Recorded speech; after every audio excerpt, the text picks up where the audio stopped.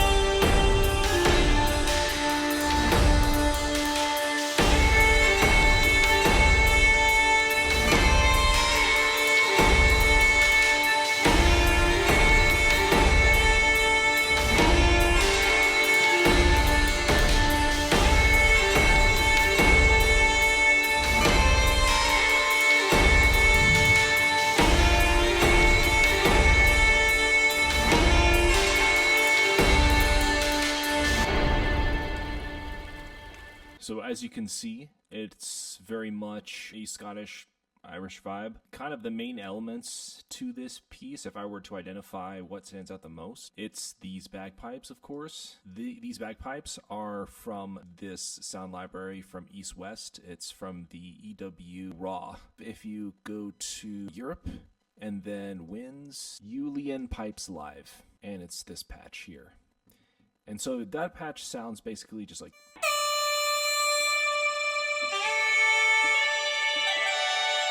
If I take off these effects, then the patch just sounds like this. Very simple. What's cool about this player is you can actually add your own reverb. If you click this on, then here's various types of reverbs you can use. I didn't use the built-in reverb in the plugin. I just used the Valhalla reverb. That kind of gives it a very airy effect. I use the reverb before the OTT to sort of make the reverb more present in the mix. So basically what the OTT does is it smashes your sound and like some of the quieter parts become louder. So basically putting the reverb before it just boosts up your reverb in the mix. Then I basically found the frequencies, like the sweet spot of the frequencies of the bagpipes. right around this area here. And, anything below that is sort of the mid-range, low mid-range, the bass area, and I wanted that to be for the drums, and then for maybe like some low strings. As you can see, this part here in the mix, the bagpipes are really loud versus here. Then there's the filter on it. What this filter is doing is it's basically acting like an EQ. It's basically like going like this on the EQ, taking whatever headroom is in here and it's just shrinking it down to like past here, basically. So I did that part as an effect. A lot of music, is about call and response. In this part, the bagpipes are really loud, and then the response is sort of a quieter, far off, distant bagpipes. And then as you can see, as I go along in the mix, then it gets louder. That's one of the main elements that stands out. The other main element is these drums here. If I play just these together, here's what the drums sound like by themselves. Those drums are for this part here when the bagpipes first come in. The drums are hitting down in this low section here. So they're covering the whole low end all around in here and then some in here. And the bagpipes, they're only up in this section here. They're only up in this region. There's no low end in the bagpipes. But the drums are kind of acting as like the main layer for the song, mix-wise. Those are the two main elements that stand out the most. I also have in the beginning these drum hits as well. So these are actually impact sounds from Vengeance Club Sounds 4. One thing I want to show you with these drum sounds is I actually tuned them down very low. I kind of discovered this a little while ago where you can just take like impact sounds, and if you tune them down, they kind of sound like a low drum sound. Like, that sounds like a low bass drum hit. So yeah, those are the sort of the main elements. If you're wondering what that is, that's actually just a patch from Dmaj. There's all these different sounds, which are, awesome. You can use the loop, but I really just like the timbre, like the sample. So I had like the main loop, and then I chopped it up and I like pitched stuff down. For example, so that's down a whole note. It might sound a little bit digitally stretched or whatever, but it honestly doesn't really matter. You can't really hear that. I also have this patch in here that's kind of riding underneath the drum sound. And this is just a straight up Dmaj pack. Really what I wanted to be dominant in this pack, the high end here, and some like stuff above 1K. Sort of complement these drums here. Other elements in the song that are very kind of important are just parts where there's ambience. I have this section here that's ambience. And the ambience part is actually a bunch of different things. This is just a sample straight from Cymatics, like rain dripping, just basically like fully atmosphere effects. I have this choir element in here, which sounds like this. So I have like that, and then the rain and the thunder. And then I have this soundscape effect, which rises, and then I also have this other effect in here, which is from that plugin I showed you guys called The Voice of Elves. So I use that one here. So that effect sounds like this. Yeah, these are all effects in the beginning. And then I, of course, then have these hits in here as well. So it sounds like this.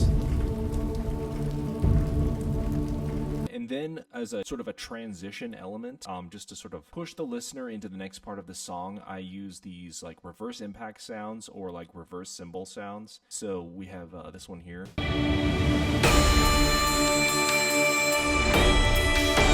At the end of that, to sort of break into the next part, I have this reverse cymbal.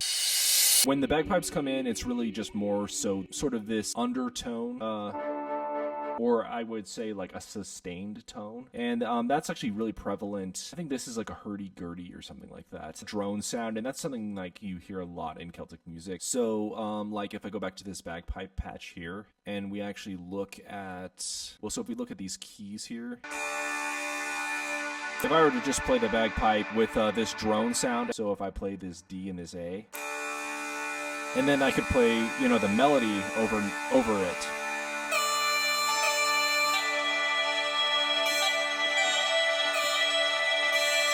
So another thing I actually really like about this patch that I forgot to mention is hitting the key harder gives it more of a unique sound. Like if I turn on the effects here.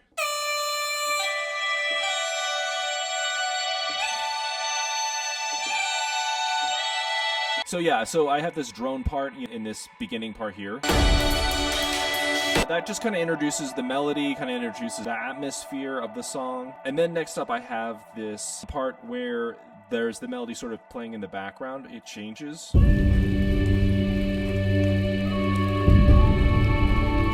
But then I switch to doing chords in the choir and in the strings. So the choir is doing these chords. Or it's more like a melody. I think then these strings down here are the chords. It's starting in at G and then it's just going up the scale. I have in this counter melody here underneath. This is kind of just like a fantasy type of a washed out sound. This part here, it's all in D major.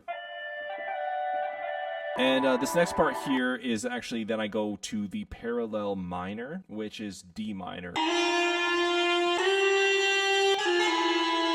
And then the next part is kind of more a, it's still D minor, but I was kind of playing around with like these notes here, sort of like, still D minor. So that's pretty much the score. Again, I used, so like for the bagpipes, I just used the East-West stuff. I used that Elven plugin, the Voice of Elves, and I used various effects, like some soundscape stuff. I used some Foley. I used the Dmaj drums, and I just resampled those. I used these reverse crash sounds, and I used these impact sounds for drums as well. These choirs are actually from East-West as well. And as you can see, I kind of like escalated them to a certain frequency, and then I had the reverb at the end. And then I also had this hurdy-gurdy sound. And these strings here are also from East-West as well, and you can see that these are more kind of covering the bass, the mid-range to the bass section. And yeah, it's pretty straightforward. It's nothing super complicated. Man, I could just write the BraveHeart stuff all day long, do a whole film score with this. I would highly recommend checking out this plugin by the East-West stuff. I think you can get their Composer Cloud subscription, and I'm not sure how much that is per month. It might be like $20-30 a month maybe, but you get all their stuff, and the raw is great. They have an Alp horn, they have some percussion stuff, they have some bowed stuff. But anyways, just wanted to share that with you guys. Also too, I don't really have anything on my master. I think I have this limiter, but that was just to sort of turn up the sound at the end. Like if I measure the LUFS on this, so yeah, the LUFS is like -13.5 or something like that. Thanks for watching, guys. I'll talk to you later. Bye.